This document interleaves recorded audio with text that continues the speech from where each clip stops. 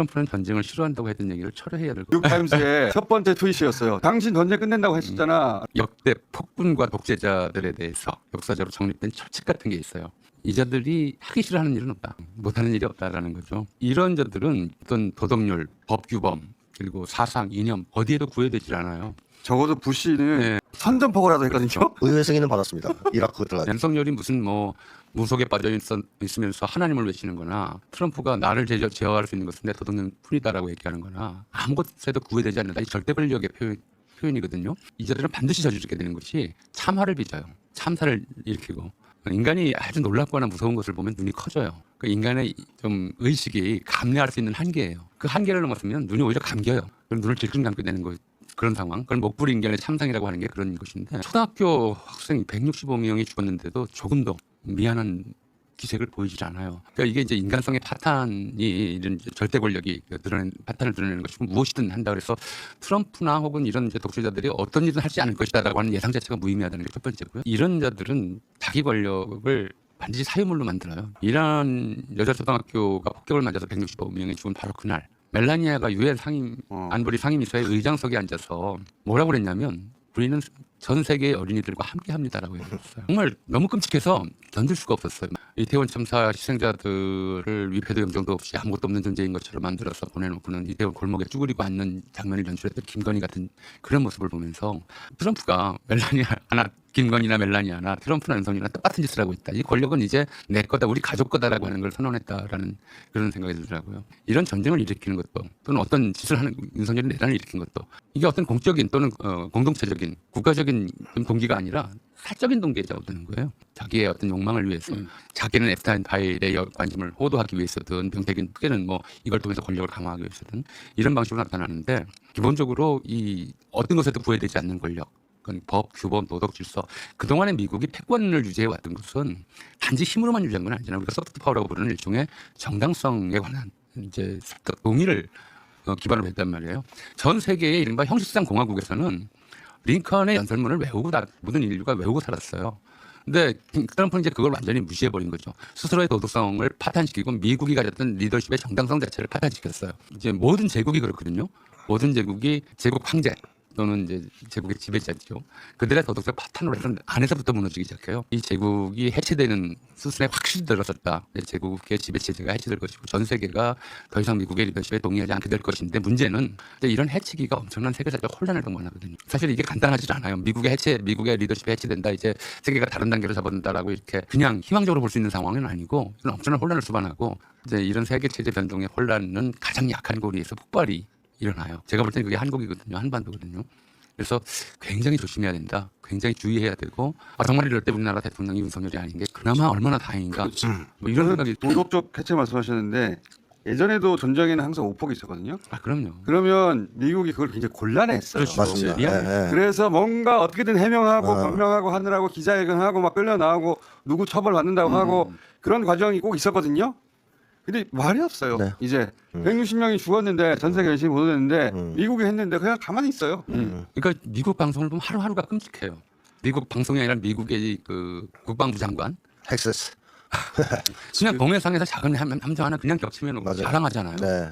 예. 인간성의 가장 큰 위기가 뭐냐면 지금 계속 전쟁을 보여주는데 계속 포연만 보여주지 그 아래 아비규환과 참상을 보여주지 않기 때문에 거의 영화의 한 장면처럼 게임의 한 장면처럼 지금 감상하고 있잖아요. 미국의 언론들도 그런 걸 보도해야 되거든요. 해야죠. 마땅히 해야죠. 그러니까 전쟁이 나서 이겨야 된다. 그건 알겠고 한편에서는 과거에 항상 그랬어요. 미국 언론들이 그 전쟁 얘기하면서 이런 오폭이 나면 그 책임도 따로 물었거든요. 그것도 이제는 없어. 트럼프 시대는. 트럼프는 전쟁이라고 하지도 않잖아요. 아무 말도 없어. 그냥 모른 척하고 넘어가는 거죠. 그렇죠. 아니 아무 말도 없으면 차라리 괜찮아요. 그게 어떻게 그 부인 입에서 세계의 모든 어린이와 함께한다는 얘기를 뻔뻔하게 해요.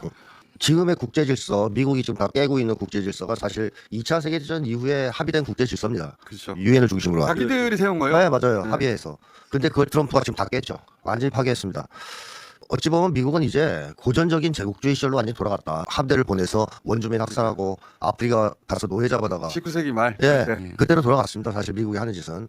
그래서 어떻게 보면 오늘날 인류의 과제는 이 미국의 난동을 어떻게 제어할 것이냐 하는 것이라고 생각하는데요. 이번에 이 미국 이란 전쟁은 제가 볼 때는 향후 국제 질서를 규정하게 될 것이라고 봅니다. 결과에 따라서 만약에 뭐 미국이 이긴다면 미국이 원하는 그런 약육강식의 고전적인 제국주의 시대로 돌아가겠죠. 그러나 만약에 미국이 이기지 못한다면 그렇다면 저는 호혜와 평등에 기초한 다극화를 요구하는 세계가 부상하면서 국제 질서가 변동되기 시작할 것이다. 사실 지금 미국이 단기전으로 승리할 거라고 낙관하고 전쟁을 시작했지만 장기전으로 간다는 건 필연이거든요. 지금 보이는 결과를 봤을 때. 요 전쟁이 만약에 미국이 원하는 목표를 달성하지 못하고 물러서게 된다면 미 패권은 결정적으로 추락하고 미국의 붕괴도 가속화될 것이라고 봅니다. 전 세계적 군비 증강을 초래할 수 있고 핵 도미노도 이야기할 수가 있어요. 이미 그쪽으로 가는 것. 하메네이가 사실 온건파 지도자예요. 그러니까 이란의 핵 개발을 막아온 사람입니다. 그렇죠. 예, 이슬람 교리에 기초해서 핵 무장을 하는 것은 교리에 위배된다는 해석을 해가지고 막았어요. 그리고 이란 강경파들을 사실상 좀 누르면서 미국과의 정면 대결을 안 하도록 유도해온 사람이 하메네이입니다. 근데 하메네이를 죽였기 때문에 이번에 새로 최고 지도자가 된 사람은 훨씬 강경한 사람이거든요. 이 사람이 만약에 이슬람 죽었으니까요. 그렇죠. 이슬람 교리에 어긋나지 않는다 핵무장이. 그리고 또 시대가 바뀌어서 달리 해석해야 된다 하면 핵무장 시작되는 겁니다. 그리고 이란은 핵무장을 해야 되겠다는 충동, 요구로 동기를 갖게 됐을 거라고 예상합니다. 이렇게 되면 잘못하면 미국 중심의 NPT 체제도 완전히 붕괴될 가능성이 있죠. 핵도미노가 오면서 뭐 이런 혼란이 올 가능성도 배제할 수 없다. 근데 게다가 트럼프한테 이 이겼다고. 하메네이 참수가 치명적입니다. 그게. 예. 이게 이 사람이 이렇게 절대 권력에 취하면 눈치가 없어져요. 눈치라고 하는 게 인간을 이해하려는 의지의 표현이거든요. 인간을 이해하지 못해요.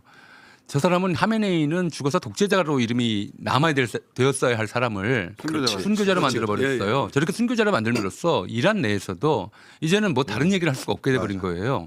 이건 종교적인 태도가 돼 버렸기 그러니까 때문에. 뭐 죽을 줄 알고 있었고 네. 그런 얘기까지 나오죠. 순교일을 갔다라고. 그 맞는 것 같아요. 일부러 안 피하고 집무실에 가버렸잖아요. 저럼 이제 하메네이 그림자는 앞으로도 수십 년 가요. 순교자로서. 단기적으로 봤을 때 사실 하메네이 참수는 베네수엘라 성공에서 비롯됐다고도 얘기할 수 있어요. 트럼프는 원래 장기전 전면전은 싫어하는 사람이 맞습니다. 예, 수지 타산이 안 맞으니까. 그렇죠. 돈을 너무 많이 써야 되고. 예, 근데 베네수엘라는 사실 단기 작전으로 엄청난 석유를 가져왔단 말이죠. 그러니까 트럼프가 여기서 재미를 봤어요. 그러니까 쉽게 얘기하면 흥분 상태에 들어가면서 그린란드를 먹겠다. 뭐 쿠바를 1년 안에 전복하겠다. 뭐 이런 얘기들을 떠들기 시작하지 않았습니까? 아마 허황된 얘기를 하다가 네. 네타냐후가 그랬다잖아요. 이 침공 전날 단번에 다 제거할 수 있다. 그렇죠. 보였다. 그럼 돈이 들어가는 것도 아니고 그렇죠. 간만에 끝나는 거야? 맞습니다. 네. 그래서 이란도 베네수엘라 모델을 적용하려고 했으나 뭐 결과적으로 잘못된 거죠. 근데 저는 여기서 한 가지 말씀드리고 싶은 것은 이 미국의 지배층, 트럼프를 중심으로 한 지배층이 인간을 보는 견해가 굉장히 잘못됐다는 점을 말씀드리고 싶어요. 그러니까 예전에 기본적으로 이 부분에. 주하미군 사령관이 한국인들은 들쥐와 같아서 누가 지도자가 되든 따라갈 것이다. 이따 레밍이라고 했죠. 레밍. 예, 위컴이 그런 얘기를 하지 않았습니까? 근데 미국 사람들이 적국 사람들을 특히 어떻게 보느냐, 백성들을. 그 헐리우드 영화에 많이 나옵니다. 특히 외계인과 싸우는 영화들이 있죠. 엣지 오브 투마로우, 뭐 인디펜던스 데이 이런 걸 보면 외계인들이 워낙 기술이 뛰어나니까 거의 지거든요. 근데 막판에 한 방에 이기는 방법이 있어요. 적진으로 침투해서 우두머리를 죽이면 다 무너집니다. 그런 결말이 다 나거든요. 그러니까 미국인들의 이제 지배층의 사고 방식이 그런 거예요. 적국에 있는 뭐 이제 한국인을 비롯해서 그런 나라 제3세계 사람들은 들쥐, 개미떼, 우두머리만 날리면 그냥 알아서 붕괴된다. 그거 안철수도 똑같은 생각하잖아요. 맞습니다.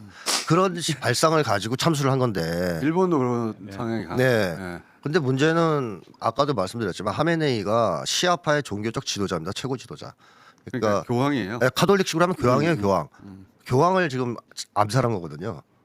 이게 성전이 된 거죠. 맞습니다. 성전이 돼버렸어요. 우리가 김민동 립선언서 쓸 때 바로 앞에다가 이 반만년 역사의 권위를 장하여 차를 품명하며 이렇게 써요. 사실 역사는 그렇게 무거워요. 네.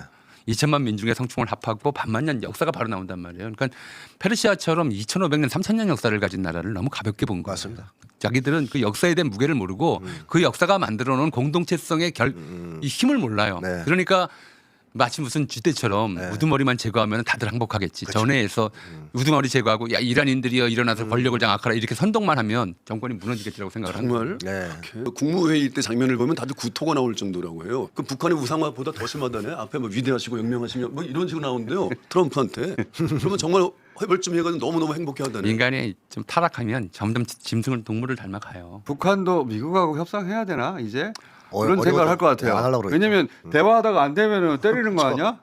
이렇게 아니, 생각할 수 있잖아. 그 정도가 대화해도 아니라 때리잖아요. 대화 현장에서 죽일 수도 있다는 생각을 할 것 같아요. 이번에도 진짜 그 야비한 것이 네. 그 대화 협상하고 있고 그 협상 결과를 논의하러 모였는데 때려버린 네, 거잖아요. 최종안을 논의할 이렇게 때. 한 적은 없어요, 진짜. 이건 이런 근데 전쟁 중에도 협상할 때는 따로 보호하는데 그렇죠. 그거를 때려버렸으니까 그렇습니다. 어떻게 믿어? 100기를 들고 오는데 총 쏴버린 거거든요. 전 세계가 당장 탈미국은 못하지만 미국은 이제 의지할 수 없는 나라다라는 인식을 다 공유하게 돼버리는 거잖아요. 이란에 영향을 가장 크게 미칠 수 있는 나라가 중국하고 러시아였는데 군사적으로 러시아였고 경제적으로 중국이었는데 러시아는 발 뺐다 지금. 무기 못 준다. 근데 네. 중국이 사실 지금 이란을 상당한 정도 지원하고 있습니다. 이란이 원래 GPS 체계를 이용하다가 중국 바이두 체계로 갈아탔어요. 작년 12일 전쟁 이후에. 그래서 지금 이란 미사일 정밀도가 엄청 올라갔거든요. 타격 정밀도가. 그리고 중국이 정보를 계속 제공하면서 위성 사진을 제공하고 있다는 얘기가 나오고 있습니다. 그러니까 중국은 공개적으로는 지원하지 않지만 이란이 무너지는 걸 바라지 않죠. 그래서 만약에 전쟁이 장기화되고 위태로워지면 이란이 공개적으로 러중에 지원을 요청할 수 있는데 이때 지원할 가능성이 있습니다.